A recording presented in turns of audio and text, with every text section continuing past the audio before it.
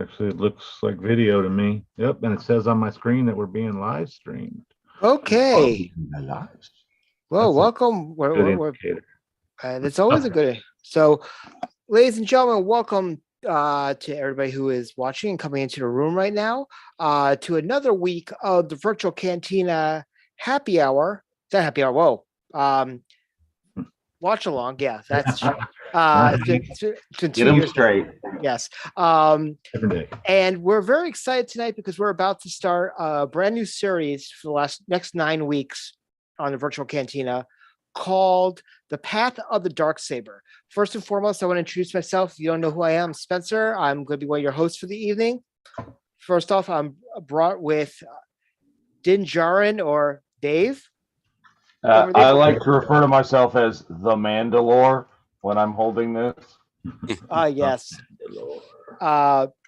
Secondly, we have Hefe, who's with us. How you doing there, Jeff? Pretty good. Nice Excellent. wielding a cool Darksaber. Yes. And and joining us as one of our guest special hosts for this series, friend of the group, and the brand licensing manager with Rubies, Mark Van Ohlen, or as we like to call him, MVO. Mark, how are you, sir? Hi, everyone. Thank you so much for having me, and I love all the dress up. Awesome. Well, thank you very much for the little gift bag. Dave did an awesome unboxing of what you sent over, and it's up on our YouTube page now. So if you want to check it out, this second. yeah. Very so cool. I'll have to share that out. All good stuff. All good stuff. So talking about just a couple of things to chill out while we're getting ready for the show. First and foremost, if you've not seen, our TeePublic is up with a lot of brand new shirts, including our Yippee-Ki-Yay Dank Ferric. Oh, you had to say that one. I don't have that one yet. I had the other ones ready. I know. Well, that was our most recent shirt that we put up with our other diehardism. Also our year 2 shirt, which Dave was just holding up, as well as shirts for our Not So Virtual Cantina, which we will be on the 24th of May at the Hilton Anaheim. Yes, I love you. You're doing that. That's as good as the Super Bowl version of the Coinbit QR code. Love it. So you can check it out where teepublic.com/virtual cantina. Dave, anything new up on the network? So we've got like we said, premiering right now the unboxing of our lovely Dark Path to the Darksaber goodies, courtesy of Mark. So that's up there. Also, for those of you that are interested in where the kind of Darksaber ends up, we have some comparison versions of a couple of Boba Fett helmets. So that is coming very shortly. Don't go down there yet. But as always, new episodes of the Jedi Archives are up, and very soon on Sunday you will be able to see a new episode of the Unifying Force. Fantastic. Very, very excited about that. And also we announced on Frank's episode of Celebrating Autographs. If you missed it this past week, it was actually a fantastic episode on Monday night. He announced another guest for the Boot Eve Cantina, which will be Tim Donaldson, who is one of the OG Jawas. So we have OG Jawas and we have off-world Jawas from Mandalorian and Book of Boba Fett, which is pretty awesome to have, all those together. Yes, and you have that to get signed. Awesome. Also, we have Kevin Thompson and Eric Walker from the Ewok Adventures, and our good friend Dominic Pace, who played Gecko in season 1 of Mandalorian. And Dave's showing all his swag that he got signed. It's going to get signed at the Boot Eve Cantina. There you go. So we're very, very excited about this one, and there's a lot of history about the Darksaber, and we've obviously we all freaked out at the first episode of Mandalorian, the season finale of season 1 Mandalorian. We saw live action Darksaber, which we all went banana for. But there's a lot of history behind that, And I know that Mark has, is a fanatic when it comes to stuff about the Darksaber. So before we get started with the first episode, which will be season 2, episode 12. So make sure you have that queued up on the D+ machine. But Mark, why don't you start off with a little bit of history and stuff about the Darksaber? Oh boy. So first off, I think there are some really good YouTube videos already out there that give like a very comprehensive, like who had it at every time and where to see them across the saga. One of the reasons we're able to do this kind of watch along is that the Darksaber does appear in Clone Wars, Rebels, The Mandalorian, and in the Book of Boba Fett. So it is across time periods, which is very exciting. Yeah, you can see the whole board behind Jeff over there, all the episodes we're going to be covering.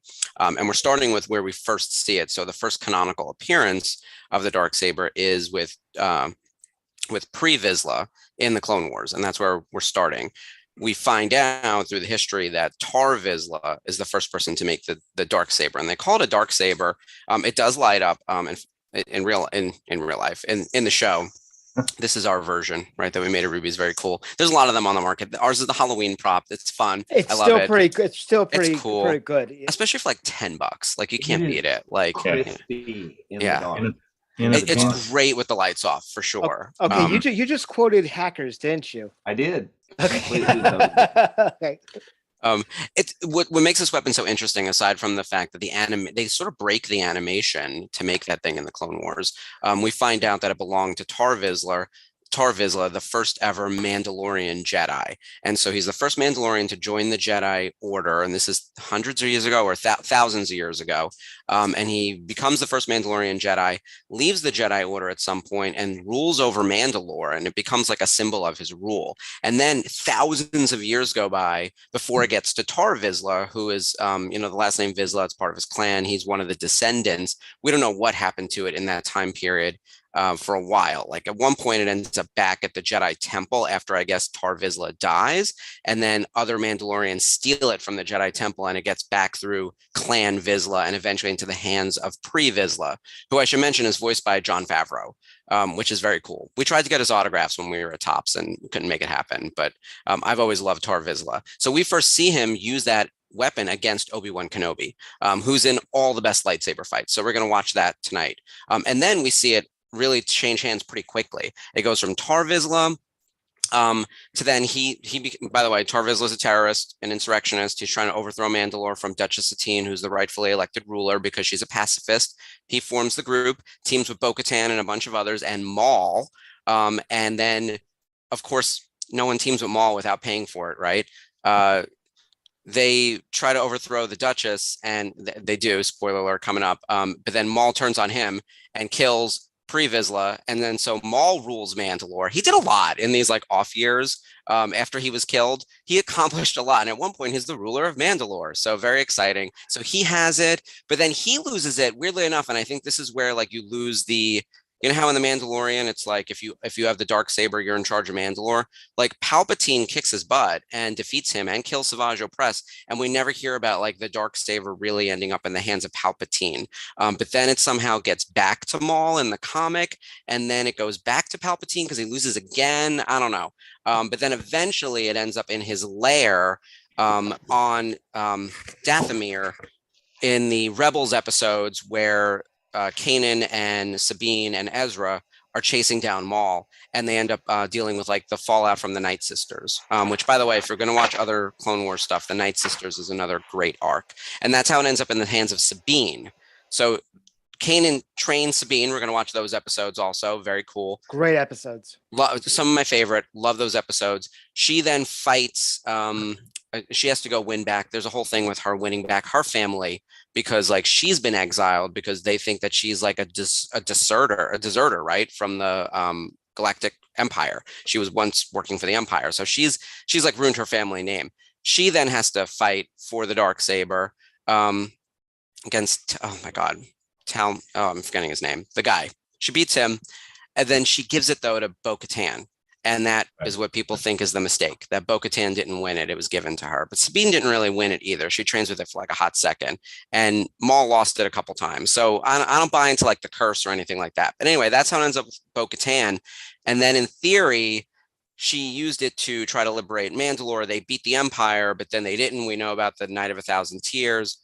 The Empire wins in some form, and somehow Gideon gets it. I don't know if he took it himself, if he bested Bo-Katan in individual hand-to-hand combat. I doubt that. I think he had an army, and I think that they took it unrightfully, and he is not deserving, but Bo-Katan can't really fight that. So Gideon had it, and then we all saw the Mandalorian kick his butt, and then he has it, and he also defeated his own clansmen, right, in their little fight.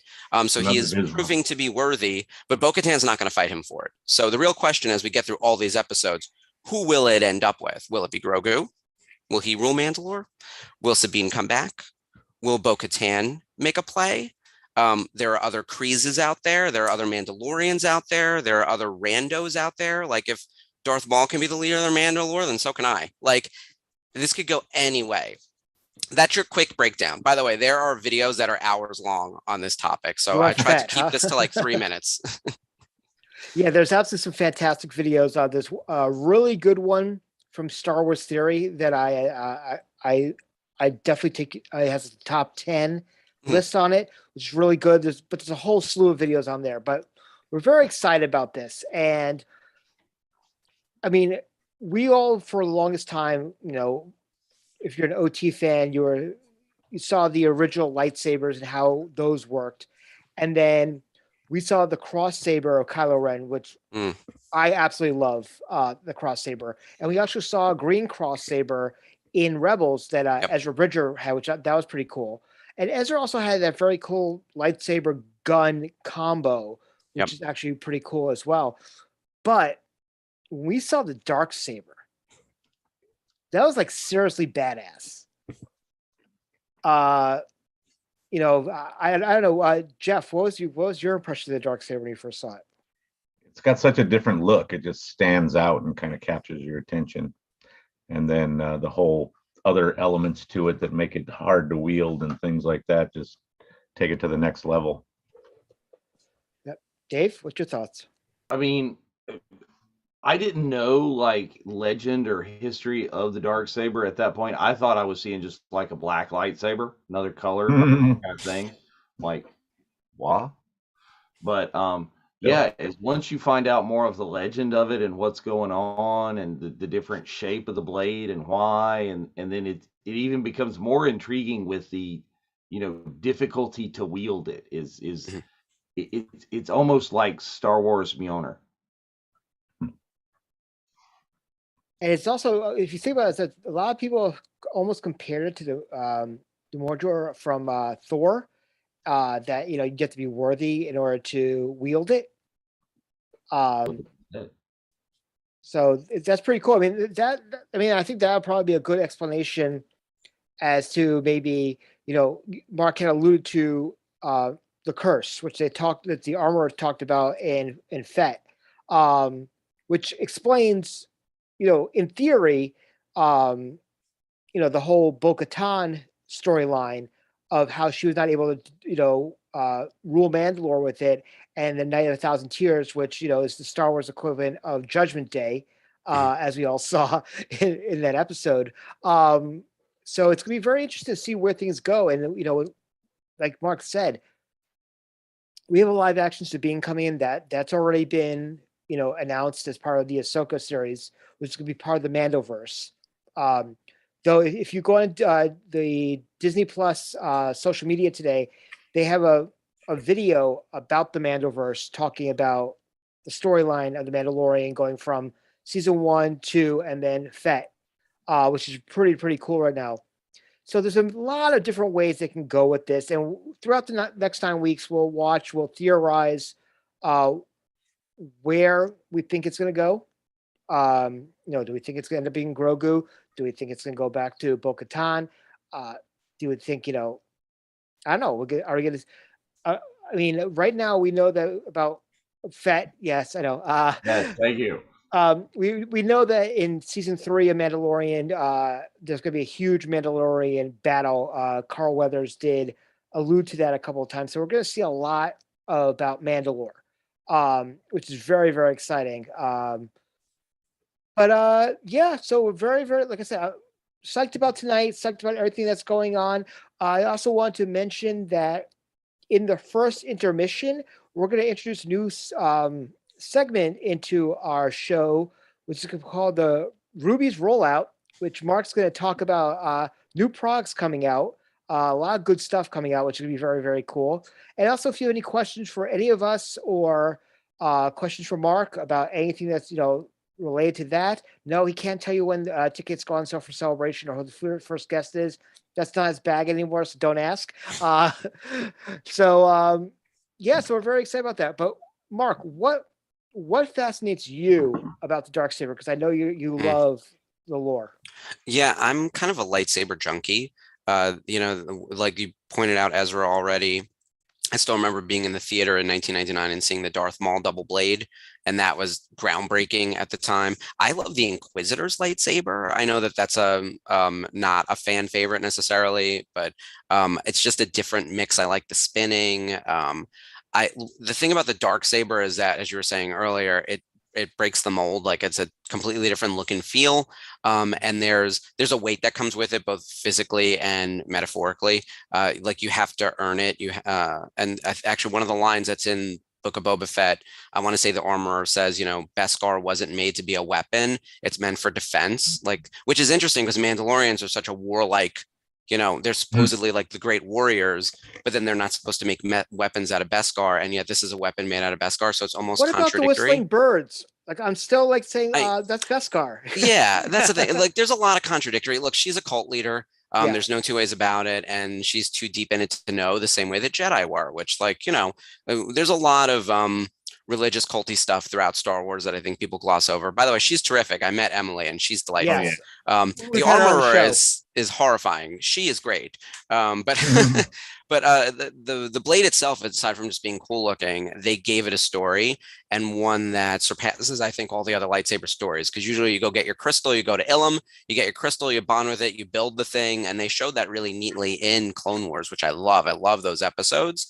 Right. But like, you understand how that works. I still don't know a lot about the Darksaber, except that I'm fascinated by it, confused by it, and a little bit scared of it. Like, does it really get heavier? Like, it feels like it does. Like, 2 characters have now said it is heavy while they're training with it, and it's pulling them down. Like, which means it's probably not meant for them. They haven't bonded with the crystal or whatever, so it's not meant for them. And it's actually probably hard to yield. And we saw Din slice his leg open, which, if that's not the most relatable thing that's ever happened in Star Wars, like, there you go. That would happen. That would be me on day one. I think it's the second most relatable thing behind Dead Bod Boba Fett. Yeah, for sure. That, and like when trying to retire and then you're just pulled back in it. That and the quantity of side quests. It's like, I'd like to do my job now, and then it's like, well, I got to go bring the frog lady somewhere. That's been like a running gag, but it's so true. Like, whatever your goal is, there's all these side obstacles in the way. Well, you figure it's almost like a spaghetti western, because you figure a spaghetti western is an overall arc, and each episode has its own autonomous storyline, but it serves a bigger purpose in the grand scheme of things. So, I know Filoni is a huge fan. Obviously, he wears a cowboy hat all the time of westerns. So between the westerns and the Kurosawa and the muscle cars of the 50s that George Lucas was, and we all know Filoni is the Padawan of George. He's just keeping George's original imagery alive, especially since with the Clone Wars, it was really Dave and George's baby, which is awesome, and so it's all good stuff. Hey Dominic, how are you? Glad to see that you're joining us today. We have about 3 minutes right now until we're going to start season 2, episode 12 of Clone Wars. Just make sure you have it queued up on the D Plus machine if it's already set there. I have it on my my closed captioning so I don't bleed over and I can actually read, which is awesome. But we are live. We're live on the Facebook, and we're live on the Virtual Cantina Network on YouTube right now. So if you're watching us on either one of the streaming services, hello, welcome.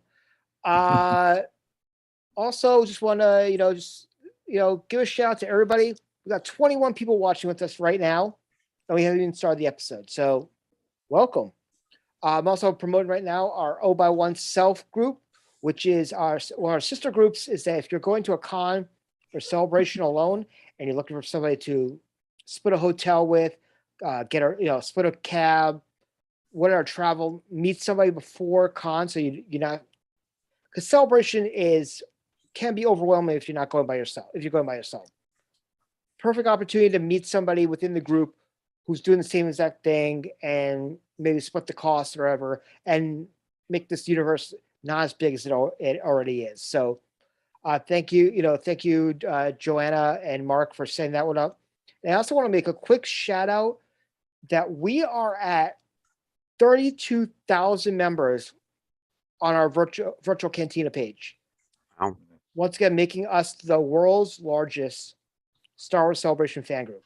That's incredible, guys. I had no idea. That's not why I signed on for this. I just want to hang out with you guys. I didn't realize the numbers were so big. Yeah. And 880 on the virtual Cantina network, only Wow. 20 away from fabulous prizes. Fabulous prizes. At 900, we're going to award a prize. It's going to be a big deal. You want it. Yeah. So it's not as cool as Grogu on your shoulders. No. I'll get you an extra one. We'll throw that into whatever the prize pack is. I'll get you an extra Grogu. Oh, Nice. there you go. Yeah. There Just you add it go. on.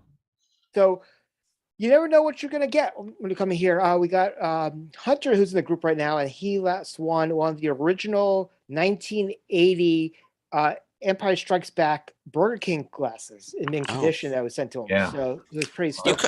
It's like we spoke beforehand, but Oh we didn't. my God. That's what I'm drinking out of.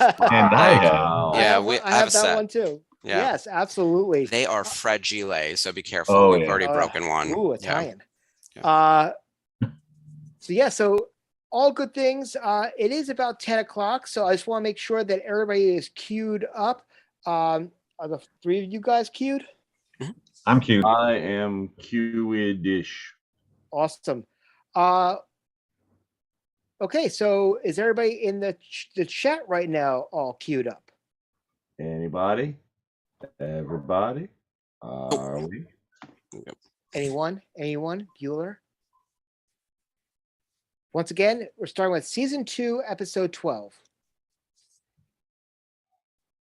And don't skip the intro. Yes. Don't forget the intro. We love the intros. We love the recaps. And we love hearing the behind-the-scene voice that goes on every time there's a cartoon. Tom Kane is so amazing. He's such Yes. an amazing voice It's the actor. best.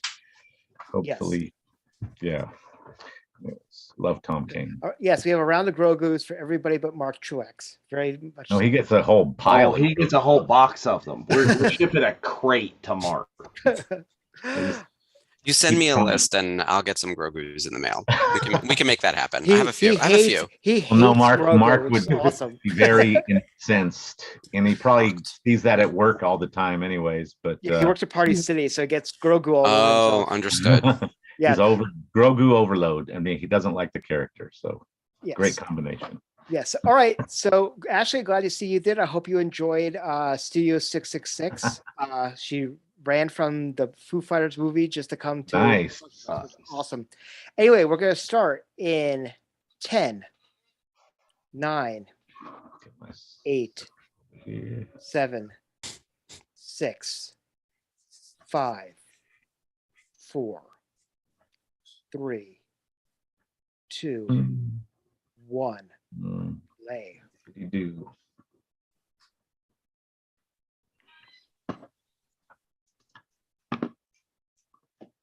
Great version of the theme that I can barely hear. So If you ignore the past, you jeopardize the future. Wow, that sounds like current events.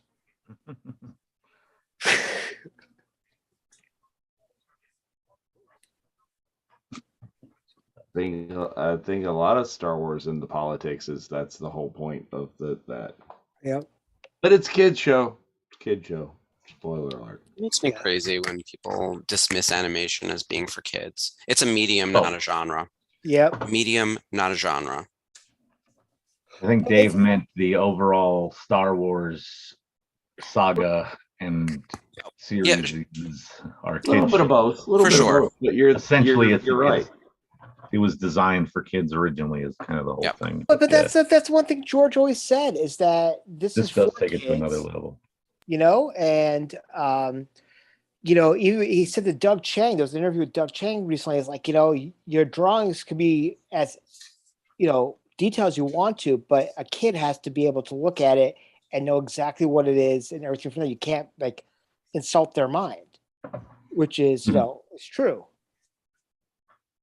I hate this guy. That's Tal Merrick. Mm-hmm. Ruben, we're watching it's Clone Wars season 2, episode 12 right now. He's a very choppable neck, this guy. Yeah. So I liked when Obi-Wan was landing in the big globe type thing. Thinking back to the Night of a Thousand Tears, we saw the live action decimation of it, which is pretty cool. Interesting. I didn't think of that. Yeah, I like that we've got the big giant cityscape and stuff in this. I know it's easier to do that in animation, but I want to see something other than the deserts of Tatooine in live action. Can we go there? Can we? I agree. Oh, this is my girl. I love Anna Graves and I love Satine. They're in, like, no joke, she's a top 10 character for me. And I know that that's a deep cut for most people. I just find her fascinating. What's very ironic as well is that if you're a fan of Moulin Rouge, Ewan McGregor plays the male lead, and Nicole Kidman's character is Satine. Oh, that's right. I always forget that. And I love that movie. I'm a musical guy. Awesome, but yes. I just thought it was kind of ironic that both Anakin and Obi-Wan fall for the girl with the big funny hairdo. Like, wait, didn't you let what? And basically queens, right? Like the most powerful women in the world, because they're two of the most powerful men in the world, right? Right. Like different strengths, obviously, but I find Satine so fascinating. Obviously, it's a curveball they threw us with making her a pacifist leader of this group that we've heard for so long. The only Mandalorian we knew was Boba and then Django. And now we get this. And it's like, this is the third Mandalorian we're going to meet, really? Is this lady? It's such an antithesis to everything we expected. And that's what I loved about the Clone Wars in general, was that they would flip all your expectations and then make you ask hard questions, like, is what she's doing right now the right thing? Can we be pacifist? Can we lead not just a nation, but like a planet and a system of planets this way while war is all around us? And those are heavy questions that I think they handle with like a lot of dignity. Right. Can we give a little appreciation to James Earl Taylor, who's like one of the coolest guys to chat with, and at every celebration or every con I've ever met the guy, he's just been such a joy to talk to. Mm-hmm. Can I wax poetic about James for a second? You absolutely can. So I was actually going towards that. So. Perfect. Thank you for throwing the ball, because when we launched Star Wars Authentics, he was one of the first people we brought on as a signer, and he helped like us launch the program. I went out to California to his house to do like a giant private signing, and we brought a stack of Obi-Wan things for him to sign, and we recorded there. He did a video for us. Like, he was just the coolest, and we brought him to Celebration, obviously, in 2019. I originally met him at a Star Wars weekend years before that, and we had gotten him to sign trading cards for us a few years after that. But he was just so easy to work with and so nice and so caring. And I remember when I was sending my emails about like when I was leaving Topps back in 2020, he was like the first person to write back, sent me this long note of thanking me for everything we had done together. And just like, he's a good person and someone who, like, if anyone's hearing this, like, if you need to hire a voice actor, one, he's super talented, go get him. But also just from a personal level, super nice. And, all the talent is great, but he's like a level top tier. Absolutely. So what's your thoughts on Death Watch and Dooku, like, kind of being in cahoots a little bit?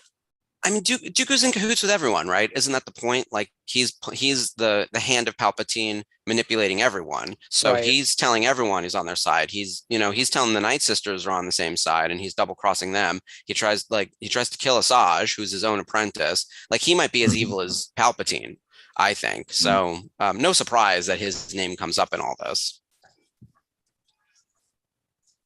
Oh yes, that's your major red herring. There is like, oh no, that's the big bad. But no, shuffling over here. Here's the. As I will have to say is that if you are a collector of legacy sabers from Doc Ongar's, the Dooku saber is probably one of the coolest ones that is available right now. Thing is very nice. So I'm going to Galaxy's Edge in 2 weeks. I'm actually doing 8 of the 9 shows with you guys because I'm going to miss the one while I'm away. And Wow. it kills me that it's a Rebels episode, of course. But I'm building my own lightsaber. Oh, And cool. so Very I nice. have not decided what I'm getting yet. And I keep waffling and I keep going back and forth. But I do think I need a curvy handle for Darkseid, whether it's Dooku Well- or Asajj or whatever. Like, If you build your own lightsaber, you don't get the option of a curvy handle. Unfortunately, you only get a straight handle. If you buy a legacy saber, you could definitely buy a that must be Asajj what or- I've seen. Because I've So yeah, I've you looked at can the buy website a like 1,000 times. character-specific saber, which would be like they Yeah. call it the Darth Tyrannus saber, and they have Asajj and Ahsoka's the newest set, but that's just a slight curve. But yeah, if you build one in Save's, unfortunately, there's straight shaft. It's very nice. You have to choose from the different options. It's a little different, but it's very cool. The whole experience is amazing. So that's Mhm. one of the best parts of it, besides getting a really cool saber at the end. And you can I've heard change it's the great. blade color, which is fun. That I'm excited to do. Meanwhile, how dark is this? This Oh yeah, is my God, yeah. when I think about the darkest moments of Clone Wars, they all seem to happen on Mandalore, like killing Satine, killing Savage, this guy committing suicide. Like, this is bonkers. And there seems to be a lot of glass always breaking there. I mean, if you even go back to season 7, which I keep on talking that the last 4 episodes of season 7 is probably some of the best Star Wars of the Disney era. Like, I thought Rebels was on a whole other level, and I still hold it there. But until I saw the last 4 episodes of season 7 that you just came out with, that whole arc, the new stuff was absolutely incredible. When you had the Ahsoka versus Maul, Yeah, that was and killer. like all that stuff is just absolutely incredible. But they broke the whole window of the throne room in that episode. But yeah, no, this is just absolutely incredible. I mean, here's the funny thing about that. And so going into people always say that George Lucas can't write romance. And, obviously in the prequels that it was horrible, when he wrote the original script with Obi-Wan and Padme in Sith was he actually had a whole monologue saying, I've always known, but I was blind because you made Anakin happy. We're not stupid, but we let there. And then, which I was like, oh my God, if he had put there that whole, George not knowing romance would have changed a lot of the storyline. But the fact is that without knowing that, you have Obi-Wan right here, spoiler alert, is almost willing to give it all up in the name of love. The line is coming when he says, actually, it might not be this episode. I think it's when they're on the spaceship, when he's like, I would have left if you asked me to. And that's like, you think about the top 10 heartbreaking moments of Star Wars, right? And a lot of them are character deaths. If we exclude deaths, like, that's got to make it in the top 5. Oh, like, and by the way, just to get into episode 9, when we were wondering who Rey was, I was like, she's a Kenobi. It's the granddaughter of Satine. Like, I was like, they had a secret baby. Like, I was down that road. I was Rey Kenobi since like episode 7 came out. Like, I already had the plan. I was like, they're gonna bring in Anna Graves, live action. Like, I was down that rabbit hole like the Mephisto in WandaVision. Like, you have no idea. Like, Rey Kenobi, and I will stand by Mephisto. Yeah, it was crazy. And you could see it like here a little bit. They have these little hints of like these two know each other. And I hate to be that guy where it's like, oh, a guy and girl are on screen together. Clearly there's something there. But like these two are selling it, and you could feel the undertones, and then it becomes so obvious when they're on the spaceship. Yeah. Well, he just pulls the little, oh, here's your tracking device or communicator, like, what's his face's character pulls in Aliens with Ripley. It's like, oh, here. A lot of it's not subtle, so yeah. See, I would have been okay with the Rey Kenobi. I would have been okay for a lot of things. When it turned out, and I joke about this, I call her Ray Dawson almost like Rose Dawson from Titanic, that she just chooses the last name she knows. It's like, okay, that's gonna be my last name now. And I'm kind of like, okay, it's like, what the hell, dude? Like, I want to go with I would have been okay with Rey Skywalker if she was from the beginning and it was the child of Luke and Mara Jade. Yeah, of course. If that's her name, that's one thing. Being a licensee, we, had a lot of insider info, but I will tell you on episode 9, I feel like I knew nothing as a licensee. And I don't know if it's because things were changing or they were really just being tight-lipped about things, but I did hear a rumor about Amara Jade and Luke having a girlfriend. And I kept thinking, I was like, how are no one learning the lessons though? Like this stupid Jedi rule about not having attachments and not allowing yourself to love is what ruined all these men. Like it's like Anakin dies because he's trying so tightly to grab onto someone that he's being told he can't have. Like it's just so infuriating. And then Luke isolates himself and doesn't experience like having a family, and just he holds too tight to the dogma. So it makes me crazy. It's so infuriating. And you just hit on the last episode of the Unifying Force, which is why people. This is like Luke giving Grogu the choice. Oh, your daddy or this dead guy's lightsaber. Yeah. That I probably shouldn't have held on to because that's an attachment. Wait. Yeah, and why can't you do both? That brings it's the age-old question of, even with the Mandalorian, like him being able to take off his helmet, like what is it, Omara is the girl he meets in like episode 4 or whatever it is. Like they could have a long distance romance. Why not? He could take his helmet off, like kiss that girl. Like you've been trapped in this cult your whole life. You're finally free. Now you have a kid. Like there's a lot going on. Yeah. Oh, this guy. There he is. This is pre-Vizsla. Okay, he's got the Darksaber, but we don't know it yet. But you could tell from the beginning he's skeezy. And all I could think of is he's going to poison her. I was like, don't drink whatever he's putting in front of you. And she's smart enough not to. I think space martini glasses are funny. Yes.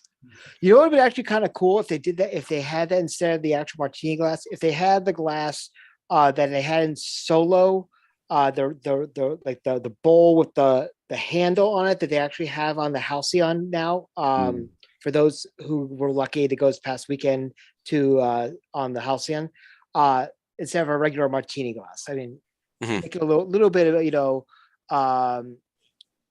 about that. But it always comes back to a bar, going to the first cantina. I mean, they at least didn't pull the trope here of having Max Rebo in the background. It's playing the same song every bar in the galaxy. I'm still waiting for him to find out how he got off the sail barge and then how he got out of the sanctuary before, if that blows. It was like, I think he's the mastermind of it all. Is he in on it? Like, is he on payroll? They already killed so many people we liked. I think if they took Max from us, there'd be a riot. Yeah. Oh boy. Yeah. I also want to give a shout out. Sorry, a quick shout out to Joe Caroni, who's one of the artists in Artist Alley for Star Wars Celebration. Joe and Brian Miller will be on the speaker series on March the 15th, talking about their artwork for Star Wars Celebration in 2022 and some of their official licensee work. So we're looking forward to having Joe and Brian there. More information to come in the coming days. I had no idea that Joe was going to Celebration that's amazing. He's done work for Topps. So hi to Joe. Thank you for all the work at Topps. And also, I'm assuming a lot of Topps artists are going to be there. That's great. Ashley Brazano is in the chat right now as well, who's done work for Topps as well. Hello, Ashley.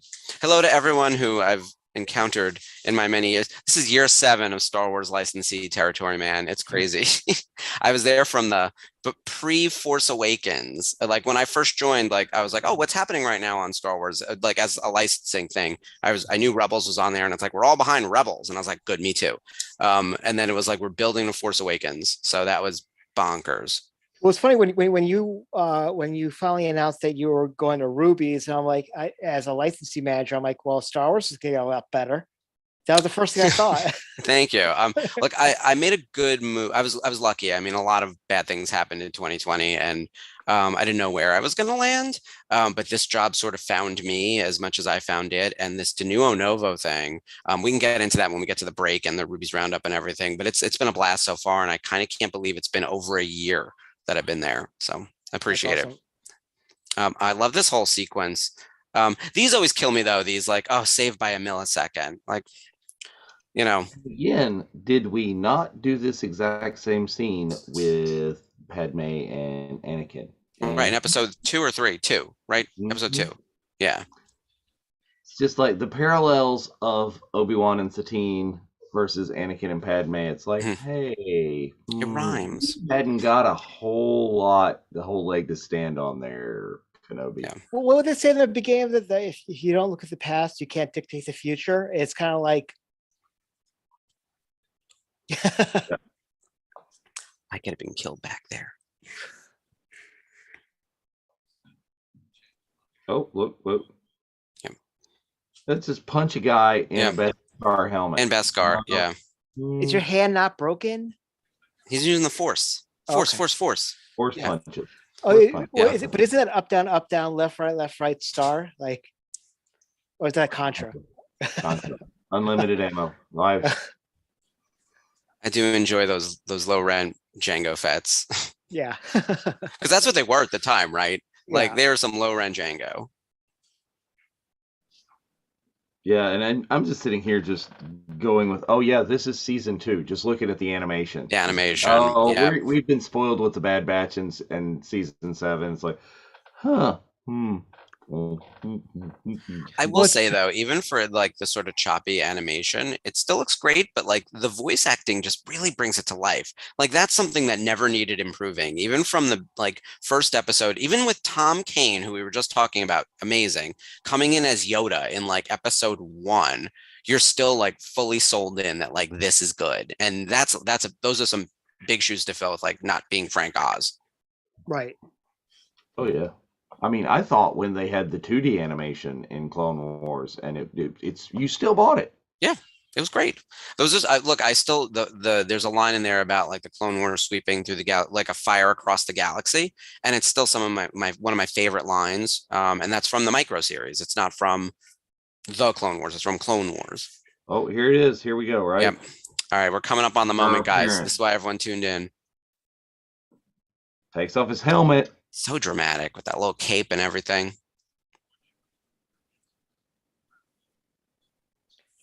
The evil sorcerers, as they talked about them in Mandalorian season 1. I will say, nice that he handed back the lightsaber.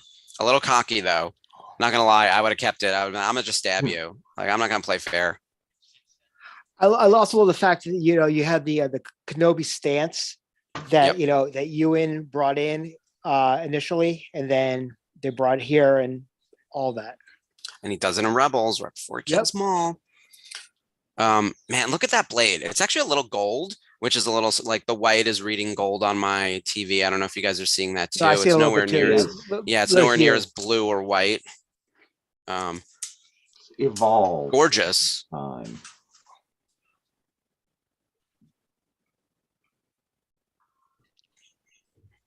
I like the sound too. But look at that. That's like a very different, it's almost like a different animation style. Yeah, because you see in some sequences that they can make it convincingly like roll and do it. But then others, they're like, they just have to get from over here to over here. We don't care. You'll buy it anyway. Mm-hmm. Oh, there we go. So no, it's not a fair fight anymore. Oh, no. Whistling birds. Big rockets. Something.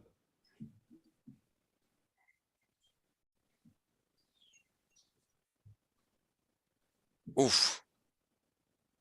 I think also when we finally got to see the Darksaber, like when we get to Mandalorian, I think one of the first things people said is, okay, there better be a Black Series version of the Darksaber. I think that was the one that people were like saying, we need to have the Darksaber more so than any other saber that's out there.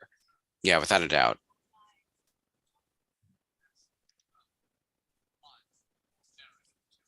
Yeah, the Galaxy's Edge Darksaber is very good, Blake. But if you go to the Virtual Cantina Network, which is youtube.com/the Virtual Cantina Network, our admin John Chiato did a really good comparison between the Galaxy's Edge version and the Black Series. So take a look at that when you have a moment. Mm-hmm. What is that soldier behind Obi-Wan? Kind of look like, yeah, he kind of looks like Judo Master from Peacemaker. I thought it was Russell Crowe from Gladiator. That's right. But yes, if you've not watched Peacemaker, it's awesome. Peacemaker was a lot of fun. Yeah. Surprised me how good Cena was in that. You sound tired. There you go. And give it up also to Matt Lanter, too. Yeah. Oh, huge fan of him, too. I could go on and on about him. And Ashley and pretty much everyone in the Clone Wars. Matt would actually laugh because when I had chat with him at Celebration 19, I think I was the only person to say, so what was it like to work with Rebel Wilson in Pitch Perfect? He's like, you're the only person to mention Pitch Perfect while I've been here. I'm like, I had to. Yeah. I recognized you right away that it was you. So we're going to hit pause here before we get to 13. But well, let's chat a little bit quickly about that episode. Mark, what was your thoughts on that episode? This hits all my favorite parts of the Clone Wars. I love episodes that happen on Mandalore. I love my Duchess Satine. And in particular, I want to give a shout out to Anna Graves. I don't know how many conventions she's currently doing, but she signed autographs for us all the time at Tops, and she's just a delightful person. She's someone I would have brought to Celebration if I were booking the talent. It's going to be in LA, and I believe she's LA or Anaheim, and she's LA based, so she would have been on my list. Her and James, I think at one point we're going to tour together. I know that she's even officiated a wedding the two of them did as Satine and Obi-Wan. It's bonkers. You got to check that out. She loves the fans, loves the fandom, right? So just want to shout out her because we can talk about Matt and James in every episode. The Satine episodes are great. And I just love being able to get new slices of Star Wars that are actually not Skywalker bloodline. Like the universe is ginormous. And the Mandalorians are a system of planets with a lot of complicated history that goes back for thousands of years that we can dive into. And this is a great entry point into all of that. So I would tell people, like, the Clone Wars are a lot to bite. You can do it in chunks, though, like what we're doing. Like, here are all the Mandalore things. Here are all the Night Sister things. Like, here are all the separatist specific things. If you're really interested in like the intricacies of politics and war, like this is a great start for you to go down a different rabbit hole that honestly has almost nothing to do with the Skywalker, which is a really fun adventure sometimes. No, it absolutely is. And I think, which is part of it's very controversial, is that I want to see more Broom Boy at the Last Jedi, because to me it was like there's someone other than a Skywalker, anybody could have, essence of the Force, midichlorians, if you want to M count, whatever you want to call it, and potentially be a Jedi. But yeah, I'm 100% with you. Dave, what's your thoughts on this episode we just watched?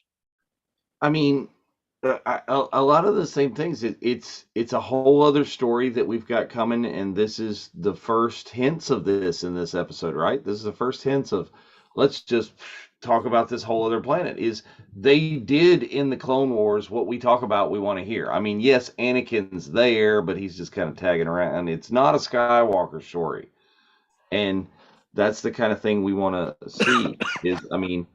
I think the voices are absolutely amazing. I think a little bit too good a job was done with Obi-Wan, because the mannerisms and the voice, you just assume it's Ewan. A lot of people, and it's like, no, you got to give credit to a whole other person for this. It's not. But doing a lovely continuation to keep that theme going. Yeah, the only thing that takes me out of this just a little bit is the first before the Vizsla is pre. Could we have come up with a little name that like a before Vizsla, but that's me. Mid Vizsla. Mid Vizsla, that's post right. Vizsla, Post Malone's cousin. Jeff, what's your thoughts? You're on mute. You're on mute, Jeff. You're a cat. You're a cat. I've been making crunchy noises. Um, uh, I liked how they threw a lot of introductions of Mandalore and Mandalore lore and things like that at us with the Darksaber to begin with, and its whole backstory and stuff, and elements of Mandalore the planet, and Mandalore the clans of Mandalore, and all the different things that you didn't see any kind of Mandalorian do for really a long time, basically. Absolutely. So before we get to episode 13 of season 2, we're going to introduce you to a new segment on our show now that we have Mark joining us, called the Ruby's Roundout. Tell us about what's coming out with all the new product lines for Star Wars. I've been following your Twitter, and there's a lot of great stuff. Thank you. Yeah, I'm excited about what this year is shaping up to be. As you guys know, or you might know, NECA / Rubies, NECA's our parent company. We founded this new company called De Nuo Novo in early 2021 and went live in August with the announcement that we had picked up the Star Wars high-end license for costumes and for collectibles. So this is the license that used to be had by Novos. So as part of our launch, we've picked up the back order of every customer who was waiting on product from Novos. So it is quite the undertaking. If you are an Novos customer, and there are many of you, you have already received probably dozens of emails from us trying to confirm like what you have on back order and then giving you a schedule of what's coming. There were over 50 unique items that Novos was in some process of making that never made it to market. We have so far put out almost 30. We're at 29 items right now, which is very exciting. And I said there are thousands of customers waiting for hundreds of customers waiting for thousands of pieces. We're making progress every day. And today we had a big announcement. So if you are a kit builder, if you are someone who troops, if you are a 501st member, this is all very exciting. The long-awaited first order Stormtrooper Kit is available for pre-order now. And it also means every single one of you has it on back order. This thing is coming, finally. Some of you have been waiting since 2016, and I am not making up that number, that like it's been that long that people have been waiting for this item. Some people bought it in 2019. Many people bought it in 2016. It is plastic. It is armor. It is a build it yourself, but you don't have to cut everything. You have to trim the edges. Everything it's going to come to you with like a chest piece and a bicep piece and a leg piece. And we're going to give you an instruction manual. Or not manual, but like a page so you can put it all together. If anyone's done this before, you know what goes into that. But it's super cool looking. It's taken us forever. I know I was saying I'm at Ruby's for a little over a year now. I started on the launch of De Nuo Novo in February of 2021. We announced publicly in August that we were live and we had created the company and we picked up the license and we were ready to launch with some items. We've been banging them out. So now we have almost 30, like I said. This one went live today. So if you go to denuonovo.com, you click into the Star Wars section, you can see all of the items that are available. And if you click into the Stormtrooper Kit, it'll tell you everything that it comes with. We break out the different pieces. We tell you what it does and doesn't come with. Like it doesn't come with the helmet. We also can't give you the gloves or the boots. Those weren't included. Like those those aren't really saleable. But we will eventually sell a helmet separately. And we'll then have like neck seals and pauldrons. So if you want to be like the sergeant, or the red one, I think is like the troop leader. All those are coming down the line. So that's the big news for today. And it's a giant weight off my chest. And I'm sure for the other 700 people waiting for this item, I'm not making up that number, that we emailed out to like the whole distribution list. We got tons of replies. We will be shipping that in Q2. So Q2 is April to June. Probably closer to June on this one. We're hoping to get it out before Celebration. We're trying, but obviously it's made overseas. So we're really at the mercy of the global shipping, we'll say, situation. It's not a crisis anymore, but it is a situation. So it is in production. Pre-production item is approved.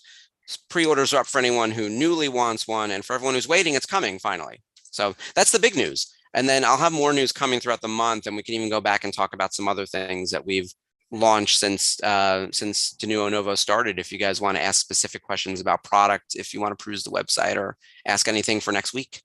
So Mark Truax, who is a friend of the group, and I know you've talked several times with, he asked if the Trooper is 501st approved. So if the last one was, and by the way, like 501st approved is like, it's a delicate question. Like you really need to go to your 501st, I guess not Legion leader, what is it, the garrison person in charge, because you have to make, to be part of the 501st, my understanding is you have to make the item yourself. This is a do-it-yourself build kit, and lots of 501st members have used the kit that Anovo's put out before. We have replicated that exactly. The only difference is I think on the underside, we're doing cloth gaskets as opposed to plastic gaskets because they're more comfortable and more flexible. So that's the only difference for ours versus the one that Anovo's had put out. So if the Anovo's one was qualified as 501st approved, which is not really a thing, truly, like you have to make it like 501st has to approve the thing you make. But we're replicating that fully. Excellent. And Ashley says, please make a Sabine Wren helmet. She would buy one so fast. So we have two of those in the works. It's almost as if people have. It's funny how things work out. We have two Sabine Wren helmets that Anovo started soliciting, I guess, however many years ago. One is the season 2 look, which is very orange heavy. And then one is the season 4 look, which I believe has more pink and purple. I'd have to double check. But like the first one, the more orange one, is in the works right now. And once we get that paint master, the prototype, like the first physical sample approved, and that mold is good, we could then start on the paint job for the season 4 one. But they're both moving along just at different speeds. I think we'll have the first Sabine helmet, the season 2 look, sometime in Q3. So that would be like July to September. And if we can squeeze in the season 4 look in Q3 as well, or into Q4. So by the end of this year, I think both of them will be out in the marketplace. We're just now working on the viewfinder because, it's a metal piece and we need that to be functional. But in animation, they don't care. Like in animation, it doesn't actually have to work on a person. And so we're translating this animated costume with functionality into like a live action item. And that viewfinder, we're messing with it to make it work. Can I also say thank you? I know you alluded to it when I saw you at Rhode Island Comic-Con last year, but finally someone's coming out with the Rise of Skywalker Kylo Ren helmet with the red hue all over, which I thought was awesome. So thank you very much for that. Yeah, I'm so excited about that one. By the way, that picture that's up on the website is like the prototype photo. We have final sample photos coming in the next like 2 weeks. The red paint looks better than that. And there are some like little things around the metallization that need slight improvement. But we did get one email with someone who was like, the side-by-side versus that. And I was like, it's a proto, it's for solicitation. Like final images are coming, I promise. But our whole thing is that we're trying to be as close as possible to the thing you saw on screen. So if there are people who are like pointing out the details side by side of what's not perfect, we're looking at that and we're making sure that it's going to be as close as possible and feasible with manufacturing, of course, and approved by Lucasfilm. Those are really the things. Like Lucasfilm has to approve it and it has to work for manufacturing. Now we have another message from a member, Blake, and he said that are there any Jedi outfits that are in the works? I know you did a whole rollout of Han recently, so he was just curious, what you have coming Jedi wise. We are going to wait to see what happens with the Obi-Wan Kenobi show. So we had a competing thought, because right now we're so focused on the back order, and there's frankly like nothing costume wise on the back order. It's all helmets, let me tell you, and a couple of kits. There's almost nothing on the back order costume wise. So we've been trying to decide internally, do we go for like an episode 3 Ewan McGregor, which I think is like the right starting point, or do we wait to see what he's wearing in Obi-Wan? And we decided like, let's wait to see what he wears in Obi-Wan and then decide like which one we want to go forward with. I think there's going to be a split of the two, but that feels more like a 2023 item. Because we're so focused on the back order. You have no idea how much time goes into getting these helmets made. Absolutely. So I think this is a good time to get ready for episode 13. Mark, thank you very much for the movies roundup. Looking forward to what you have for us next week, but definitely some great information, and hope we made a lot of people happy. I know that Jessica in the chat actually put the link up to the website Oh, awesome. while we were here, so people can look at that. And Ashley's having heart palpitations because you said there's going to be 2 Sabines. So it's always a good thing right now. So very much awesome. So I just want to make sure that does everybody have episode 13 all queued up? Dude, Ready to go. Okay. Everybody in the room have episode 13 ready to go.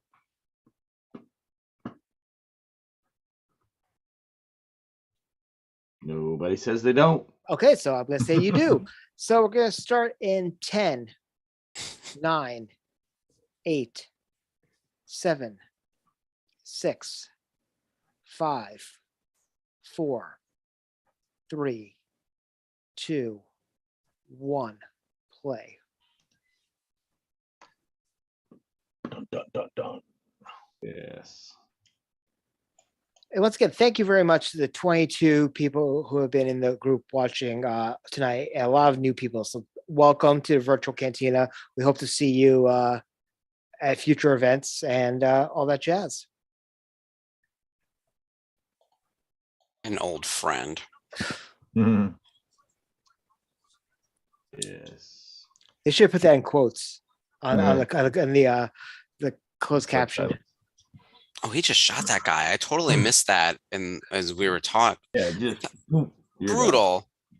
Yeah, he is pretty hardcore.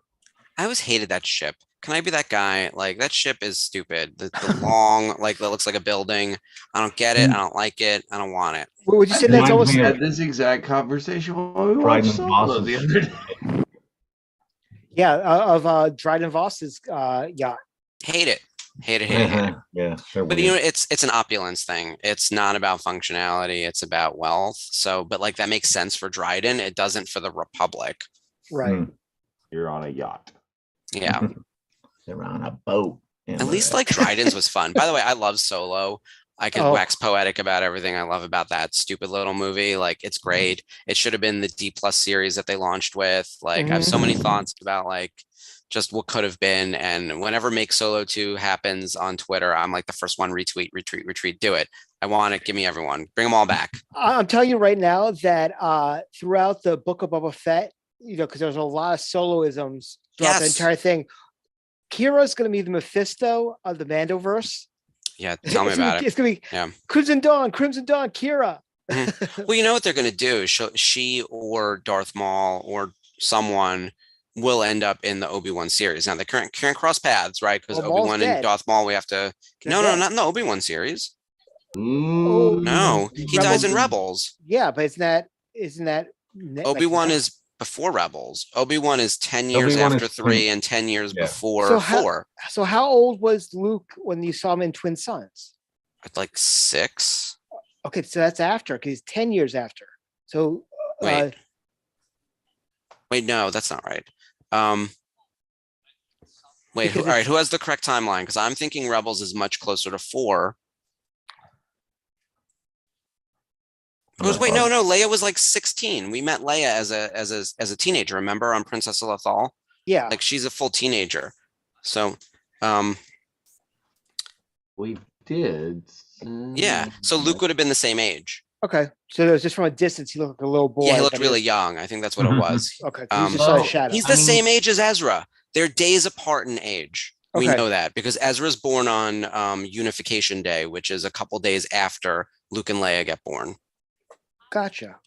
So Ashley says Rebels is 5 years before A New Hope, and I mean you can you can make that argument. Leia's already running a rebellion, and Luke is still playing vroom vroom with his spaceships in his bedroom.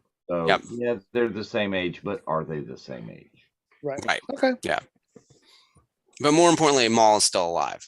So I don't think he will run into Obi-Wan, by the way, nor do I want him to. We need to make sure that doesn't happen. But he could appear in the show, as could the Emperor, as will Darth Vader, so could Kira. I think as Right. we start lining up like possible characters of like literally who's alive. By the way, I'm in the long game for Barasafi. I know she's going to be in Ahsoka in some way or shape or form, but like Right. we know Inquisitors are coming. I know she's not an Inquisitor, but I would love for her to be on the run from an Inquisitor and maybe cross paths with Obi-Wan. That would be super cool. I want her to be like a mystery villain in Ahsoka. I have a whole lineup in my head about like she has to fight Ahsoka at some point, but they also then need to team up. Like, I Right. want it all. I want the fight, and then they have to find each other and be like, okay, like this we can't fight. We have to team up because we were both right for different reasons. Like, it turns out they were both right for different reasons. Like when it came to the Jedi, and then they need to team up and kill Thrawn. I don't know. I have a lot of things, but like Sounds like a storyline between Bailey and Sasha Banks. That you Yes, just, there we go. They are frenemies to the end right there. The Yeah. Boston Hug connection. Yes. I mean, I'm sure everyone else is like, what the hell's going on? The episode has nothing to do with any of this. And No, the background character of Jar Jar Binks. So. Oof. Here's the thing. I love Ahmed Best, and I was able to bring him to Celebration in 2019. Yes, thank you very He's much for great. that. He's fantastic. I love him, and he got a hero's welcome. Yeah, he Oh, yeah. did. Don't love that character, nor will I ever, but he is great. So, and that's the separation of like the two. Yes, Dave. I'm resisting. It's right there. I'm No. not. Do you like Jar Jar? Because you're allowed to like Jar Jar. He's not So, my favorite, but you should love him if you do. Jar Jar is a reluctant, acceptable thing in my household. It is my smallest daughter's favorite, and she has cosplayed as her when we dressed up as a Star Wars family for The Force Awakens. That's amazing. I love that. So Everyone's got like a weird character that they love too, and like that no one else understands. Robot. My husband loves Bib Fortuna. If you look real close, the shot glass in the very middle over Yep. here is part of that Jabba the Hutt Geeky Tiki set, and it comes with a bib shot glass. By the way, I'm going to keep swapping out the bib merch. I've got everything they've ever made for bib because it's a small lineup, but like we have them all. It's the Hallmark ornament. It's this, it's that. It's like, it's the 10 things they have that we have them. Did you order the Jabba throne with bib We're Fat Fortuna? Fat Fortuna. Yeah, we're going to simply for that, because if Bib's in it, we have to have it. Right. Okay. Yeah. I'm a Michael Carter fan, so I was very, I love seeing. He's great. Have you ever met Eric Bauersfeld? I have not. So I was very lucky to have met him back in like 2016 at Rhode Island Comic Con. He obviously voiced Admiral Akbar, as everyone famously knows. He's the one who says it's a trap. It's not Tim. By the way, Tim's great too. I had dinner with Tim and Eric, who had never met before, and just heard them exchange stories about playing this character. Eric also does the voice of Bib Fortuna. So, and the reason he got that job was like, he's a linguistics professor. So he like could just do these voices and make these sounds and everything. And he was just amazing. And then he only died like 6 months after that. It was very sudden, but he was also like 90 something years old, but he was just fantastic. Did you see Obi-Wan use the Force to pull the chair across the room so he could sit down? Did he do that? Yes. That feels like that gag in Family Guy with Aquaman, like having the fish bring him snacks. Like, it's just an abuse of power right there for no reason. Well, yeah, but if you watch Peacemaker, we know a lot more about Aquaman than we really need to know right now. So, but again, it's one of those things that Obi-Wan can do when Obi-Wan feels like it, like the juggling the fruit on Naboo that Anakin's not supposed to do. That's Orn Free Ta, right? Am I getting that right? Yep. Okay. I think that's Steve Stanton who does Orn Free Ta. who did the voice of Obi-Wan in the Twin Sons episode? Yep. Because he did the more Gantz type of voice, whereas Jat did more the Ewan. Yep. I love Steven Stanton too. Weirdly enough, on that same trip, I went to see James to help launch Authentics. I was also out there for Steve. So we did a huge signing with him, and he signed all his characters. We had Obi-Wan stuff, we had Tarkin stuff, we had Admiral Raddus stuff. Like, he was fantastic, and he did a lot of signings for us over the course of numerous card sets. We had him on, I think by the time I was done, I want to say we got him on 10 characters, and that was barely scratching the surface with Lucasfilm on like the number he's done for Clone Wars and Rebels. So I have to give you mad props for bringing in Matt and Hayden together, and also doing Ray and Sam together as well. So that was awesome. Thank you. I love Matt Lanter and have loved him for a long time, and I always felt like he was overlooked because Hayden is Hayden, right? And they hadn't had him at anything for a while, but he had done like a Star Wars weekend here and there, but he was not really big into the Star Wars fandom. But once I got to talk to his agent and convinced him to, like, we got him to do private signings first. That's the way in with a lot of these guys, is like, here's how easy it is to sign trading cards and sign photos. And then the coming to the public thing, I get why people could be sketchy about, but like, we were able to make the case, and he ended up having a great time. And then when, with Hayden being there, when they took that picture together, and by the way, that picture still circulates on Twitter. Every time it pops up, I want to write in the comments, it's like, I did that. That's me.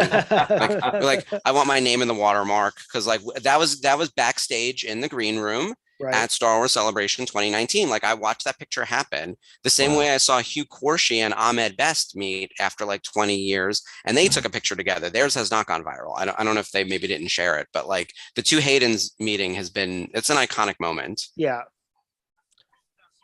Gotta bring this one out.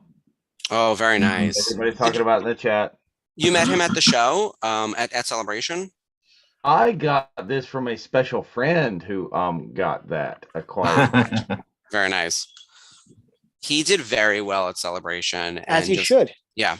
Just seeing so I wasn't at the panel, of course, because I was running the autograph hall, but like I heard when he came back from the panel that people were crying and that he almost cried. And by the way, it was a big weekend of tears. For me, it was when the snow hit, and that's when I actually cried. I was like, I can't do this. But like, it was a lot of people crying because they had such a good time. So I was happy about that. Meanwhile, this episode is off the rails. I forgot how bad the side plot is. Like, this assassination attempt is so frustrating. But like, it really gives the character something to react to. I loved, that picture we had, photos of that whole thing of the two of them together. So I had James and Anna to be able to sign them. Love the two of them. One thing we talked about a lot is that the current parents of today are the children of the prequels. Yeah. Mm-hmm. So what got me going into Celebration 19 was, I'm an OT guy. Yeah. I mean, did I have issues with the prequels? Yeah. But when I saw the children of the prequels bringing their kids to Celebration and the love that Ahmed got at there, I was like, all right, I can let 20 years of stuff go. I'm going to go and watch the prequels again with new eyes, with a new appreciation because of Celebration. Mm-hmm. And it'll be the whole thing. I mean, the next best thing that would have happened if he was in a good frame of mind is the reaction that Jake Lloyd would have gotten if he showed up. Oh yeah, without a doubt. The last I know is that James is that he's still going through it, Jake Lloyd. And he hasn't been able to be out in public yet. I hope that changes. I know he's good friends with Daniel Logan. Hopefully that can help. I will say, when I was booking talent, we knew the demo had shifted, weirdly enough, between 2016 and 2019 in a significant way. And when Hayden came back in 16 and we saw the huge reaction, we were like, and with it being the 20th anniversary of episode 1, we did load the prequels in a big way. We made sure Ian was there, Matthew Wood was there, Ray Park was there, Ahmed Best, Hugh Corshi, obviously Hayden, and then we had a couple other people sprinkled in throughout as well, and then building Clone Wars, which is part of that same like era. So we were really leaning in on that. Also, frankly, the 40th, we're now 40 years out, we had fewer people from the original trilogy, and it was sad and hard to grapple with, and big holes to fill. Like, how do you replace Carrie and Kenny and and now Peter? That is a tough situation to be in.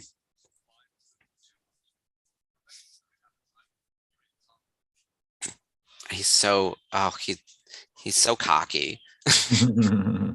Yes, look, I just brought the Death Spider in under a cake plate.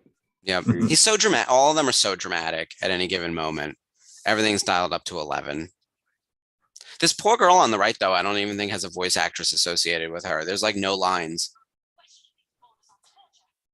Well, and look at this ship. We've got like a dining room with a giant window in the front of the ship facing hyperspace. It's like, hello. Makes no sense. Yeah, Talamera. Pacifist Duchess.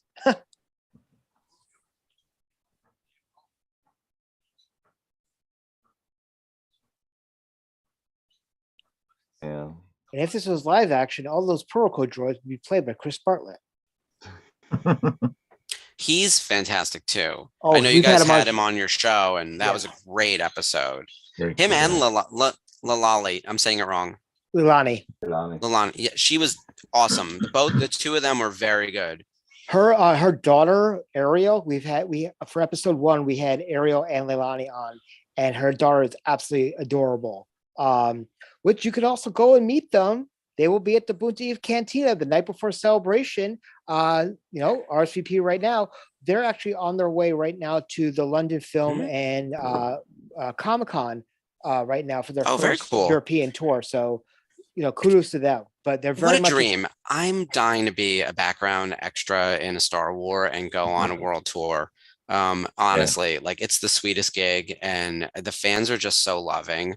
I see it. Like we brought a lot of what I would say deep cut characters right. to our shows, and we have deep cut people signing autographs or trading cards, and they get the same amount of love because everyone's got that weird character they like. For my husband it's Bib. With me it's Barasafi. Like there's always that weird one. Right. Oh my God, these giant spiders! These things are horrifying. Yeah. But this is actually, could you say it's kind of foreshadowing as well? Is it because you look at Maul later on and he kind of has the spider legs? So yes, it could be. It's the same. Is it the same technology? I don't know. Or I like to call him the Dr. Smith from the Lost in Space movie. Same sort of thing. Speaking of the Dr. Smith, because that was Gary Oldman. Completely, I don't know why I'm going that tangent. But what's your thoughts, Mark, to the fact that Rupert Friend is going to play Grand Inquisitor and it's not going to be Jason? The Inquisitorius is big, right? And there's second sister, there's seventh sister, there's fifth brother, we haven't met sixth brother yet. I think that's one that fights Ahsoka in the Ahsoka novel. There's a lot of them. So I'm excited to see a range of them. By the way, we met a bunch of them in Jedi Fallen Order too. I think a lot of them have been shown visually, whether it was Rebels or in Jedi Fallen Order. There aren't a lot of missing ones, but the Grand Inquisitor, it was probably a numbered person until the first Grand Inquisitor died, right? And then he took over as Grand, right? Because remember in Rebels season 1, he was just the Inquisitor. Right. And then they started referring to him as Grand Inquisitor when they're like, oh wait, we want more than one. I almost think that's a little bit of a retcon, but they were like, we want a group of them. I'm excited to see all the Inquisitors. Bring me 25 of them. I want to see them all over every planet chasing down and killing Jedi baby. I know that's like really dark, but like that's their goal, right? Or abducting. It's abducting or killing. And by the way, like they could easily just plow their way through. You don't have to negotiate. You just take out your lightsaber and start killing people like that. That's a show. Like right. and who's going to stop them? Because the Jedi there's none of them. We have Cal Kestis alive. Like, what are we going to do with that? Like, right. there's not enough good, like Yoda's in hiding. Obi-Wan is stuck on Tatooine. We hear he's going to leave off world, but for how long? Like, he's certainly not policing the galaxy. There's no one to stop them. So it could be a bloodbath, and I think that'd be an amazing show. Oh, by the way, my favorite scene is coming up. I love this moment. Not the stupid shooting. The Obi-Wan, Anakin, Satine, Tal Merrick standoff is tense and like too real and like just makes you angry in all the right ways. So I'm ready for it. All right, stop shooting at droids. Sick of that. I like the bridge with the old school pirate ship wheel. Yeah, so stupid. I love the mix of like, here's this very Earth thing, just set in space. How do you control this giant vessel through space with a wheel? Here we go, Wally style. This is great. What?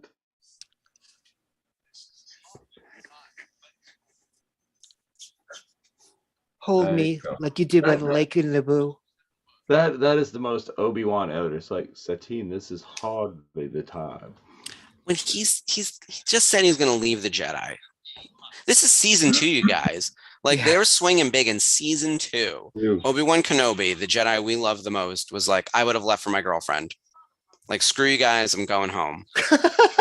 Well Like, played, Cartman. Truly, That would have been. And he goes. This guy's and right, sits on the though. He's throne of like- Mandalore and eats some cheesy poops. Yeah. I love this though. Meanwhile, she should just shoot him. I don't care. Like, principles be damned.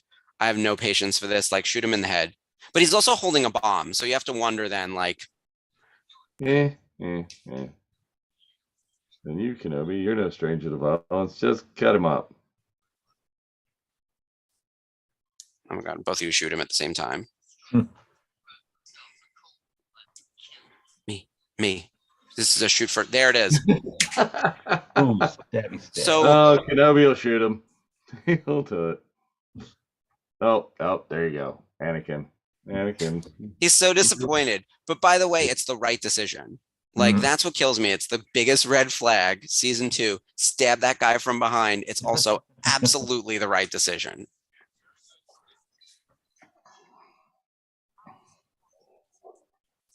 Mm-hmm. Good night, Scooby. Oh, good night, Blake. Yep. See, And she's like, "Oh, I'm going back to diplomacy," and he's like, "Oh, crap." Yeah, I'll go back to my cult now, where we're not allowed to have girlfriends. let me know if you need to stab anybody anymore. That whole scene is just, I like, if you want to encapsulate what the Clone Wars is about, that's it. Like, are we going to fight? Why are we fighting? You claim you're a pacifist. I'm holding a bomb. How do you get out of this? Anakin stabs you from behind. And then Obi-Wan just sort of, oh, Anakin. There it is. That's the whole Anakin. show in 30 seconds. Yeah. Quick Oh, synopsis. how about Ian all over social media now and the news saying that you never know if the Emperor could show up again. Of course he will. Like, you can't bring back Ewan and Hayden and not have Ian. Like, it would be stupid. It would be a big miss. I actually remember when Solo was announced, I was like, oh, we're going to have to see the Emperor or Darth Vader. They threw in Darth Maul instead. But, like, you know, this character is alive during that time period, and he's probably the most famous one outside of the main cast that we know about. So it would make sense for him to be there, especially if Vader's included. Right. I also would love for you to get your opinion. Like, what do you guys think, Dave and Jeff, about like Anakin's actual role in this thing? Because I think he's playing what Hayden's role is. I think he's playing Anakin. Like, I don't think he's going to be in the Vader suit or doing a Vader voice. Like, he's no James Earl Jones, and he doesn't do that voice. I think it's flashbacks with Anakin, not Vader. Right? You think Bacta tank though? Well, but if he does back, I mean, that's not gonna look like awful Hayden. Weird, there we specific go. little. I mean, he'd have to be like head shave, bald cap, kind of. Yeah. Get a stunt It actor does- for that. Yeah, it does seem like it would be more getting torched Mhm. version of the character, just to allow for the actor to be the actor and not just prosthetics. Yeah. I mean, Like, I was do you think- thinking, what's that? Do you think we'll see like more footage, more "You Were My Brother" Anakin, more scenes from Mustafar where that's what's just haunting Kenobi? Let's stop this. Are we pausing or are we keeping going? No, we're pausing for right now. So do we chat? So we're on a second intermission right now, but we're going to continue this conversation. Then we'll talk about this episode. So continue. I think that I mean, we saw it in Mandalorian or in Book of Boba Fett. They had a little bit of footage from episode 2 for Daniel Logan that they Right. sort of reused, but they Right. mostly filmed new stuff with like body doubles and stuff. I could see them finding a few clips here and there from Ep3 to recycle, but I think it would make more sense to try to keep the continuity of what they look like today and just have them film stuff and call it Right. flashback. And you Exactly. do whatever little bit of digital de-aging and retouching and video that you Right. just sort of run a very quick program over. That would make the most sense, probably. Yeah, just for some type of consistency. Like, I think we need to have some scenes of the two of them together before they then meet again as Vader, because for any new fan coming in, like, you need to understand that these people were here and they were working together, and then they split, and now they're going to fight again. Their fight has to be the final episode, I would think. I don't know They're where supposed it's to going fight to be. twice. The latest Oh. thing, there's going to be Mhm. 2 battles of Yeah, them. so in Hayden the- in the suit will be in there as well, but I think the majority of what he would do would probably be something like in a flashback, like you'd mentioned. They did Yeah. announce that there's 3 people playing Vader. One of them is Hayden, and one's gonna be like the David Prowse like person, and the other person's gonna be like the Bob Anderson. But James Earl Jones is doing the voice. They were not gonna pull Mark Hamill on that one. So I was gonna say James Earl Jones is 92 or something. His voice is not quite the Little same as it ram. was. Be a little. Yeah, I mean, look, Scott Not quite. Lawrence does an amazing Darth Vader. I think that Scott Lawrence is the heir to that throne, and even though he's not a household name yet, or I don't know, like he's a voice actor, maybe he won't be a household name per se. Like in the fandom, I think he's pretty well respected for his Vader. I'm surprised they're not just going to use him. I just think that they're probably having James Earl Jones read the Oxford English Dictionary and recording it so they can AI him for the rest of time.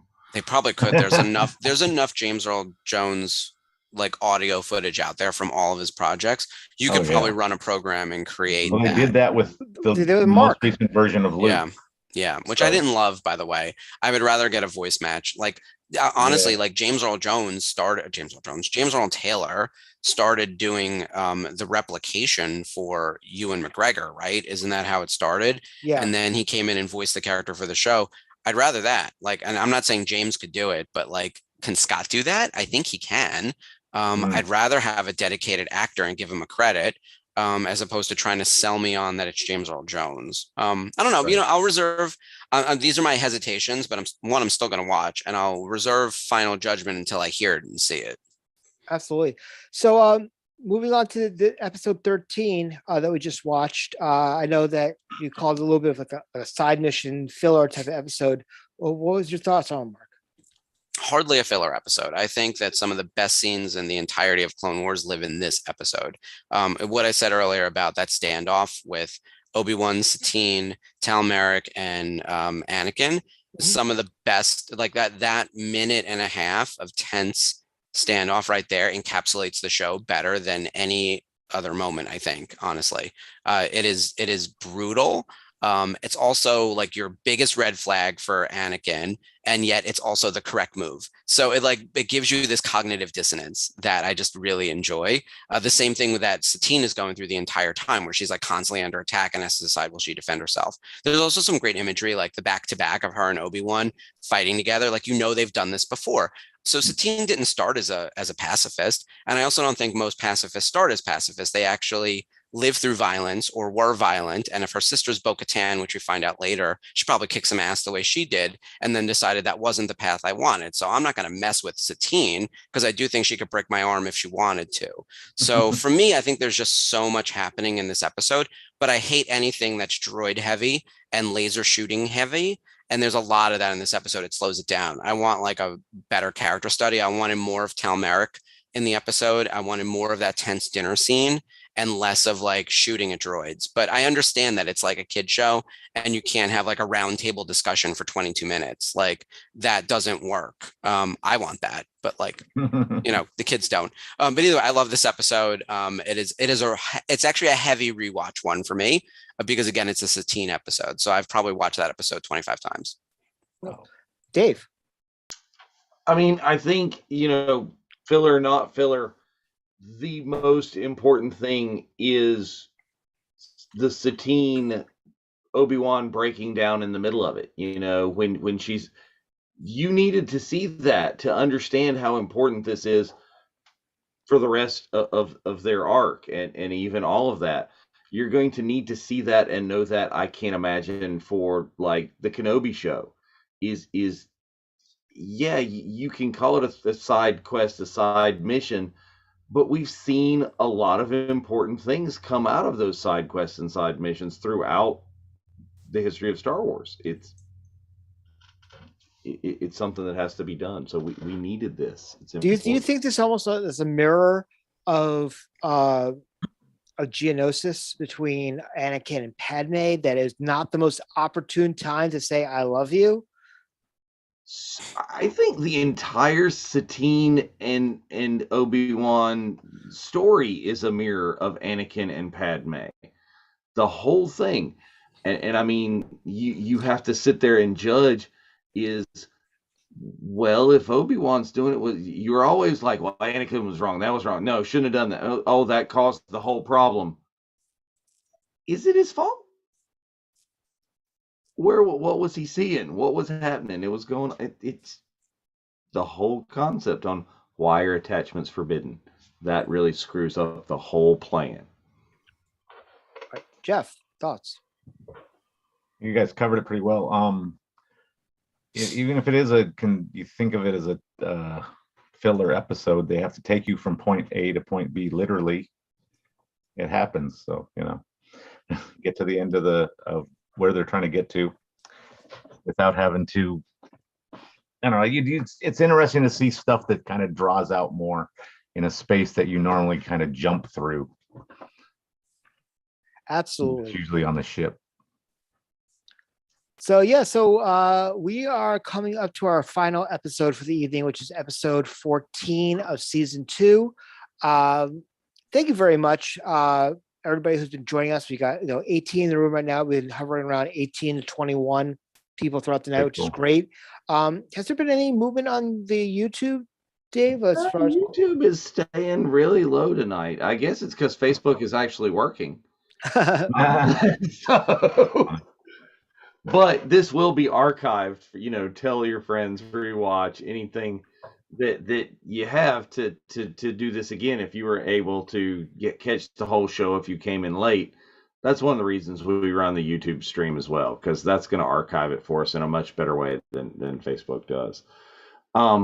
So here's one little question from the follow-up of what we were just talking about. Is Ashley's agreeing that it's a mirror, the Obi-Wan, Satine, and Anakin and Padme, but Obi-Wan didn't act on his feelings. But did he? I have my opinion on that. We could have sent any Jedi to Mandalore to sort this nonsense out, and probably someone with a cooler head who's less connected to the situation personally. Like Plo Koon could have probably fixed this. So Dave would have loved that. Yeah, love Plo Koon. Throw him everywhere. In all seriousness, I just love him as a character. Also James, by the way. But right, like he does sort of act on his feelings, and that's why Darth Maul knows to go after Satine, right? Like there's a little bit of that. It does end tragically for both of them. I don't know what the lesson is there. I feel like it's a terrible lesson if they're trying to make a lesson out of it. But yeah, those poor women caught in the crosshairs of Jedi and love, not good. Gotcha. So we are about to start. So does everybody have episode 14 all queued? No. I am there. Everybody in the chat good? Well, let me know when you guys are all queued up. Anybody? Nobody's saying no. Okay, so we're gonna go with this. We're gonna start episode 14 in 5, 4, 3, 2, 1. Play. Duchess of Mandalore. Which is interesting because we've already met her. Yeah. Like in war, truth is the first casualty. Definitely There not again. relevant. Modern time. We're watching this tonight. Why? I don't know. It did feel weird to put up a link being like, come watch me on YouTube tonight as everything's melting around us. Right. Oh, right. This is a Senate episode. Absolutely. There we go. Replays of the thing.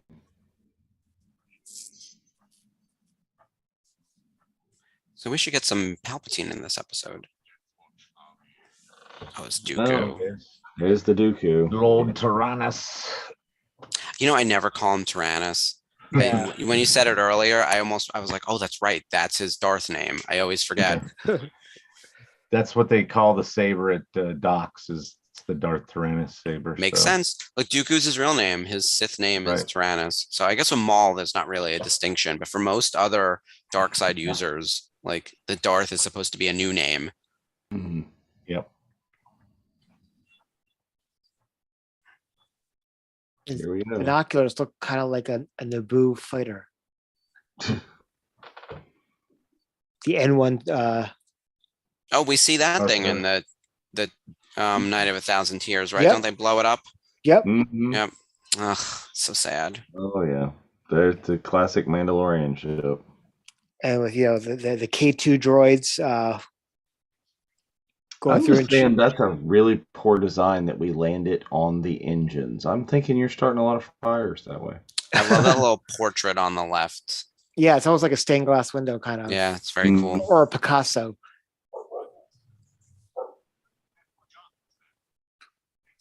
Yes.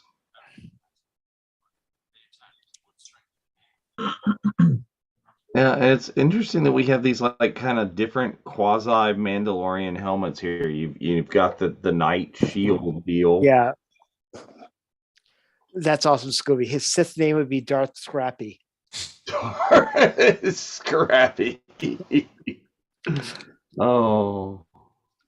I think that's his new nickname for the group. He's not Darth. Scrappy. Darth. Indeed. This looks really good. It's Yeah. surprisingly good. Oh, Steven Stanton does Masamita as a voice also. Oh, Oh, that's nice. awesome.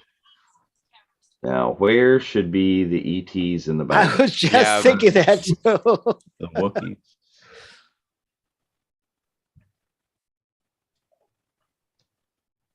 It is. Which is Palpatine's plan, which is why Dooku's manipulating all this. I thought that was awesome. The fact that they had Dooku and his same actor who played Saruman. Yeah. Oh yeah, Christopher Lee. Mhm. He was a badass in real life too. He actually he knew how to do the lightsaber stunts because Yeah. he served in like the military and was like a Nazi hunter. Like Swordsman or yeah, something. amazing. I think it was in a metal band too. There's a Jesus. Look at he this made a metal propaganda. album. There's a meme of that, but Yeah. He actually recorded a metal album. Hmm. Whether I mean, obviously that makes him part of the band, but it wasn't really the same type of thing.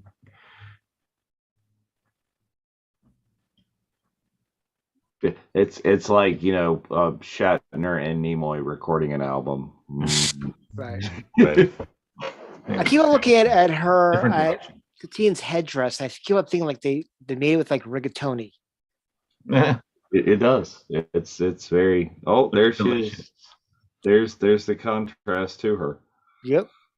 Kind of look like tulips.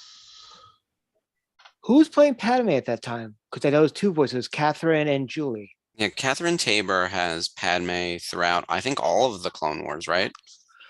I know. Was she the one that was fired like towards the end because of some like a Twitter rant or something like that? I know one of them was. Oh, you're thinking someone played Leia in Resistance. Oh, Leia. Okay. And she was let go before her episode even aired, and they recast that voice. Leia's now had, I think, like 7 or 8 different women do voices for her, including Kat Tabor, I think, at one point for like the Disney video games or something. But yeah, Julie Dolan's done Leia. Like, there's been Anna Graves, I think, has also. There's been a bunch of them. Right. Catherine Hennessy, if I'm remembering correctly. Carolyn Hennessy, someone. I'd have to look it up. I'm not sure which one of those things that she's referring to, but Ashley says no, that was the Leia on Resistance. Okay, she was right agreeing with Okay. Mark. Rant. Thank you, Ashley.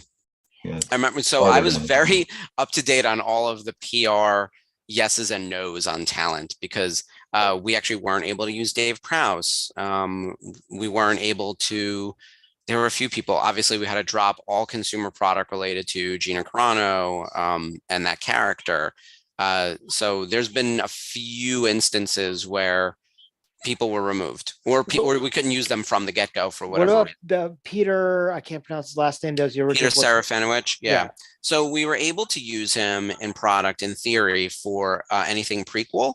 And before we even knew Solo was a thing, like we had no visibility that it was going to be Sam or Rey doing Darth Maul. We had no idea. I was just as surprised as everyone else going into the theater. And then once that happened, I didn't even think of Peter. And then we found out after the fact that he was on the list of like, he had recorded and then I guess they changed it to Sam. So we wouldn't have been able to use him He anyway. found out in the theater. I heard that it wasn't handled great. Yeah. I don't know all the details, but yeah, we were able to use him for prequel, but he never signed for us. I think that he's very famous outside of Star Wars, Right. like The Tick and a bunch of other things.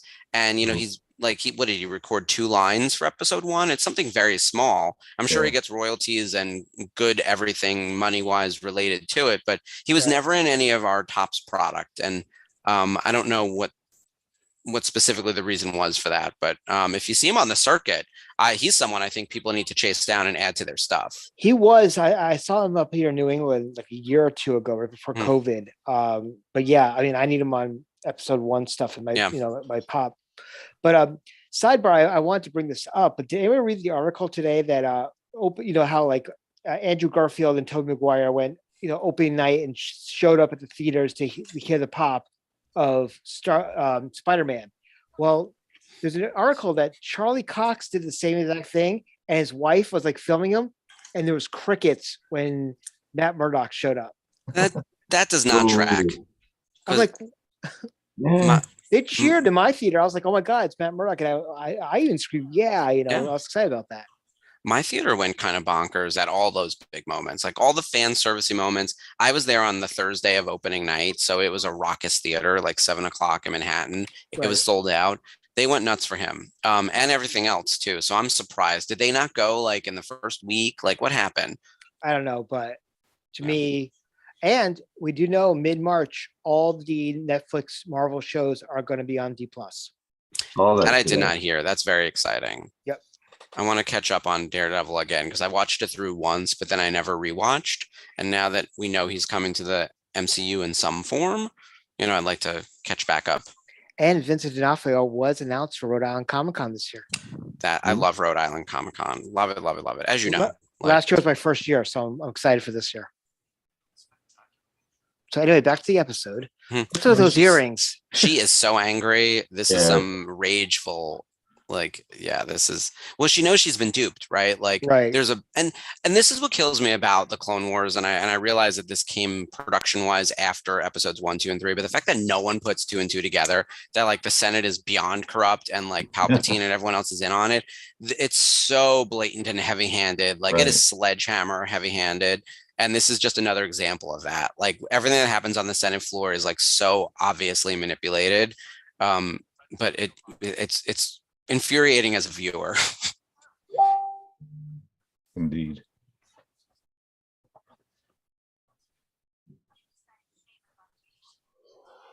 These hair, like, how long does it take to think it's the hair done? Like I even go back and watch, Natalie's stuff, and I'm like, if that was actually not a wig, like, damn.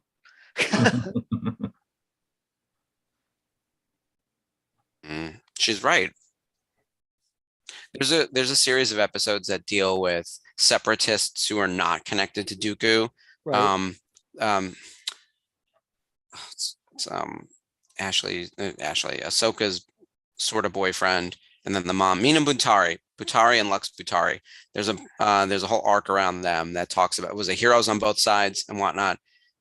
It's a really good exploration of like the truly neutral, not involved in this war, don't want to get involved in this war, we're staying out of being manipulated kind of group.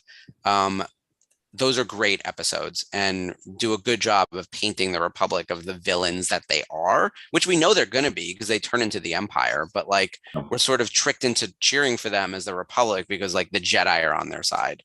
It's like the ultimate, again, it's cognitive dissonance. It's coming at you. Right. Well, it's kind of like what we're looking at here, or at least the location we're looking at here, which is the underground of Coruscant and places, is just like like we see in season 7. Nobody down there cares. It's all what everybody's doing up there. Everybody down here on these levels is living their lives and doing their thing. That's why I wish we got the 1313 or whatever that 1313. The underbelly of Coruscant. Oh, right. They frame her. What? No, I didn't run away. This is so. There's so much manipulation. It's bonkers. I like a robe. It's reminiscent of something else. That's that I not think Django. Who is that? Do we know who that is? Initially, because we saw a sign that kind of looked a little bit like the bar that they went to in Attack of the Clones. So when I saw the sniper shooter, I almost thought it was Zem Wassell. That would sound like a reasonable type of thing.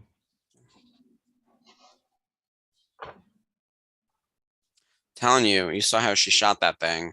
Yeah. I'm not gonna mess with her. Yeah. Because you know, Let's it's like see, some look, people here- choose violence. She chose not violence because I think she's too good at violence. That's my suspicion. Right. Death Watch assassin. That's what Bryce is saying. Yeah, that's what I was thinking. And like you see here that what the stormtroopers never learned is clone troopers are carrying shields. Yep. Oh.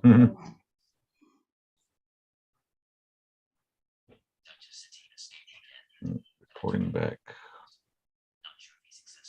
There you go.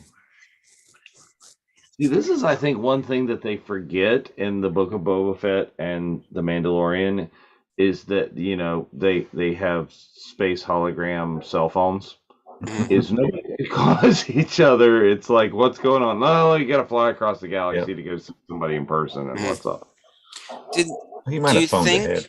I was reading an article a long time ago, and I think this was when after the prequels had finished, and they were talking about how technology receded from episodes like 3 to 4. They were trying to give like an in-universe answer for how like after the Republic fell, like the Empire intentionally sort of squashed a lot of the technology that was widely available to most citizens in order to keep them poor, keep them stupid, like all those things, right? Take away their rights by taking away their all the starfighters are in disarray, everything's a hot mess. But I guess we also spend a lot of time in the Outer Rim where things always were a hot mess. But that could explain why those things are not as prevalent, and a lot of them were military. Right, a lot of people carrying those things were either government or military. We lost the government, we lost the military. I don't know if everyday people have them, but certainly bounty hunters should. So that makes me crazy. I think the tracking device thing they have is great, but if anyone should have a cell phone, it's your bounty hunter. And the spice runners, right? Your drug dealers got to have a cell phone. The assassins have to have a cell phone. They should have better communication for sure. They should add some of that back in. Yeah. It's one of the things that just kind of takes you out of it a little bit. It's just like, no, you don't have to. No, right? We can video chat. Zoom is free. Oh my God, have you seen the Duchess? This is great. I forgot that everyone's looking for her. And again, their level of disguise is the Jedi. Oh, I'll just put my hood up. Yeah.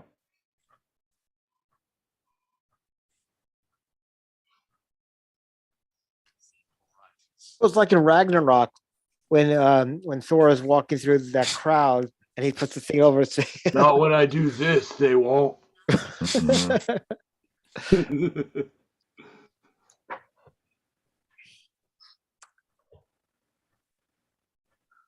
There you go. I'm not talking to you. Satine's been on this planet for 10 minutes and she's figured out the entire plot. Yeah. Very savvy. Yeah. That's why they have to kill her. She's too smart. She figured out the most obvious thing happening in Star Wars, that the government is bad. Kill her.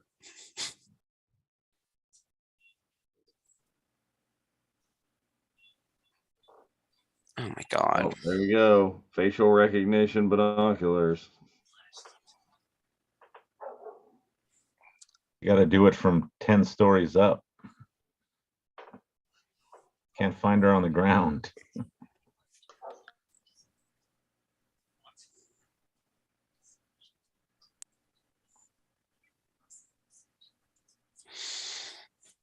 Associates. That's how I'm going to start referring to my husband, associate. Yeah, right. That was exactly what I was thinking. It's like,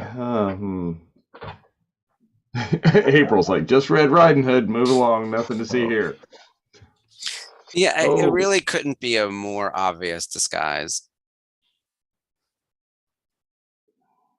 Just got to cover that giant headdress so it sticks up all funny. There you go. Whoa, lightsaber. Yep, nobody sees that. Nothing here. Nothing to see. Oof. Once again, punching Beskar. Yep. Yeah. But are all of them wearing Beskar, I guess, could be the question, right? Well, you're still punching Durasteel or whatever. Yeah, you're punching It's something. the same thing that, starships are made out of. There you go. See, that's the thing. If I were a Force user, I'd be like pinballing people around. Like I'd have no patience for this. Like once you get the grasp, right? Like force choke is the answer. The Darth Maul move of the force choke with the throw in the lightsaber, it would be like there'd be no questions. Like, what information do I need from you? None. Great, you're dead. Like, carry on. What about like what Grogu did with the stormtroopers when he's like pinballing them, like you're talking about? Yeah. I'd be a bet. I realize now. I was like, oh god, I'd be on the dark side like day 2 because just the annoying people on these planets. This one too, Massamita straight into the pit. Right. Right. There you go. Oh, we're coming in. Here we go. Padme swooping in.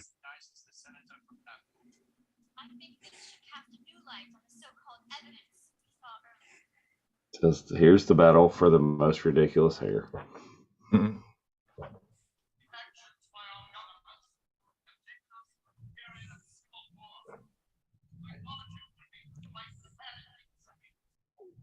Are we watching Clone Wars or CNN? Well, yeah. CWN. Yes. Clone Wars. Oh, I see what you did there. Star. There we go. Clone Wars news. That would actually be closer. 3 p.m. Just looking at the little background.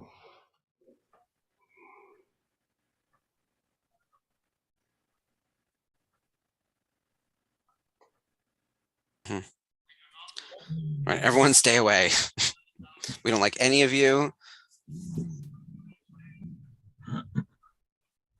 There you go. Oh, he looks so pissed.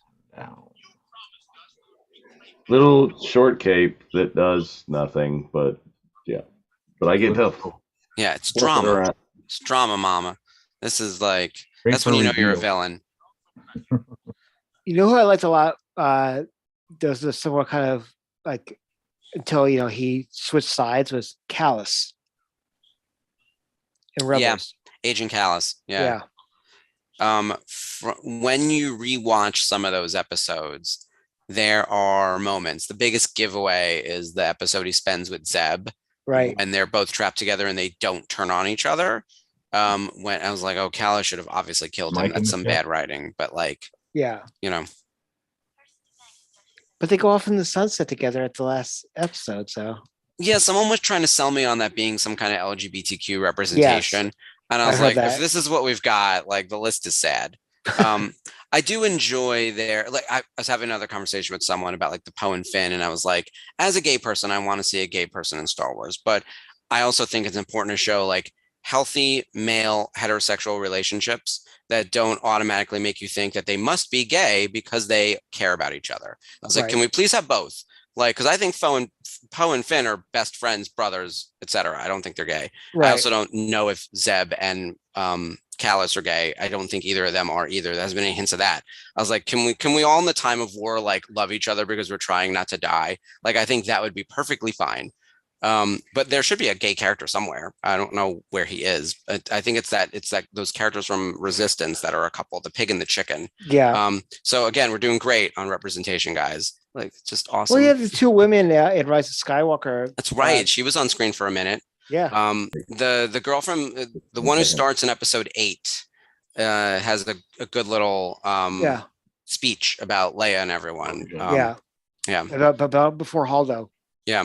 I will say though, love stories in general in Star Wars are all terrible across the board. So it's not surprising to me that they haven't like found a good heterosexual one. So I'm not holding out hope that we're going to get like a great gay love story anytime soon from Star Wars. It's about the Force. It's about politics. It's about war.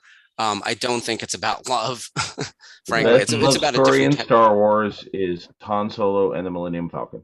Yeah, right. But wouldn't you say that a better relationship in Star Wars is Han and Lando, not as lovers, but as friends, frenemies, everything, Right. even more so than Han and Leia? Like, I would put them as like the people I want to see on screen together interacting are them. Right. Like, those are just written better across the board, like the friendship stories, the fighting stories.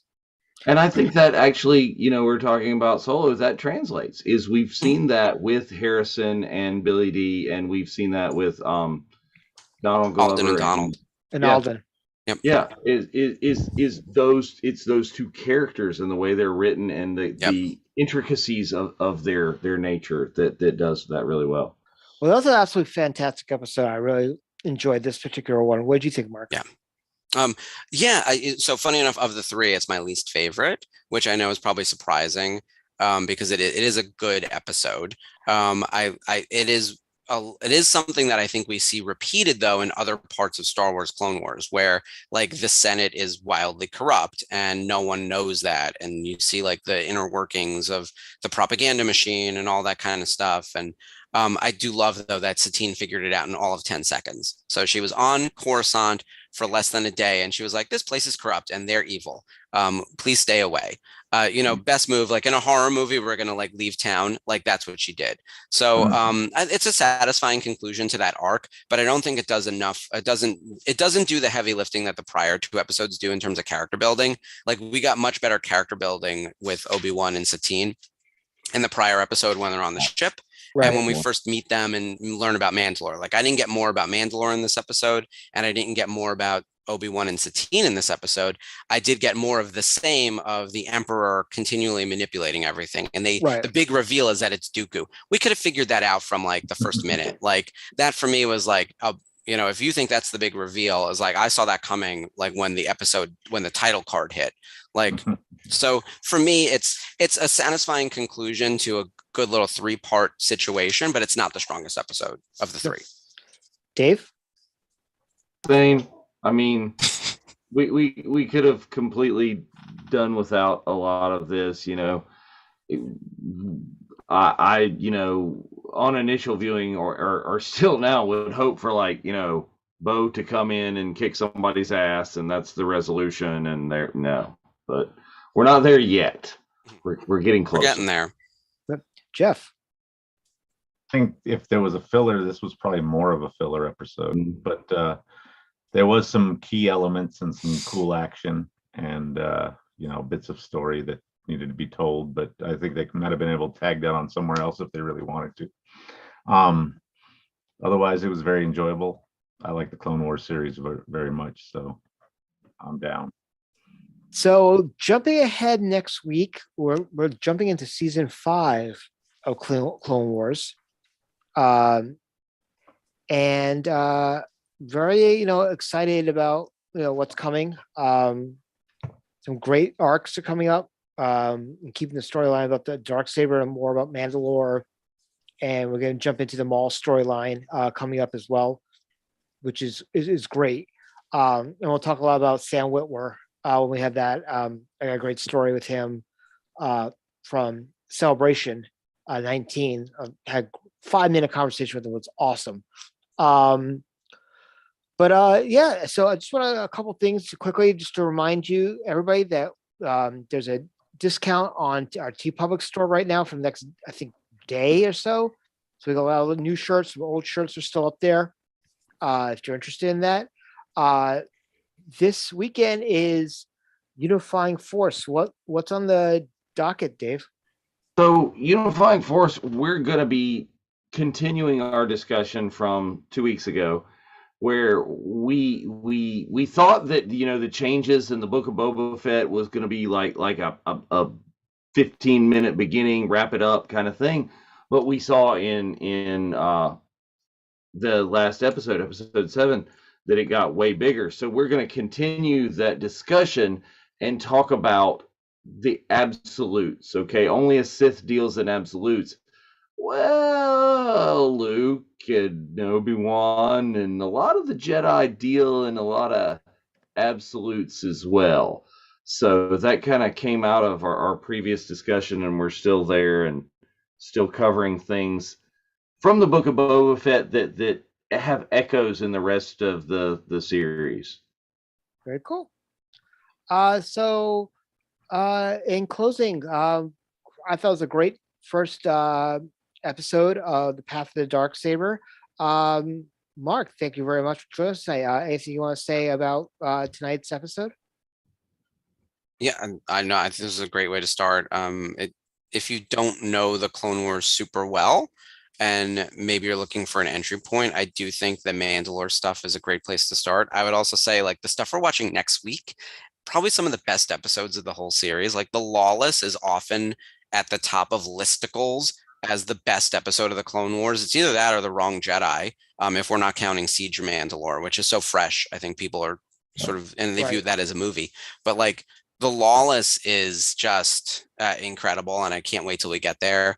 But it only hits so hard because we've watched these, and we've now fallen in love with Satine. We understand Obi-Wan's connection to her. We know about Mandalore. Then Maul comes back, and you would not expect those two stories to intersect, and yet here we are. And it brings us to the highest of highs and the lowest of lows in the best possible way. And I think it's some of the best writing of the series.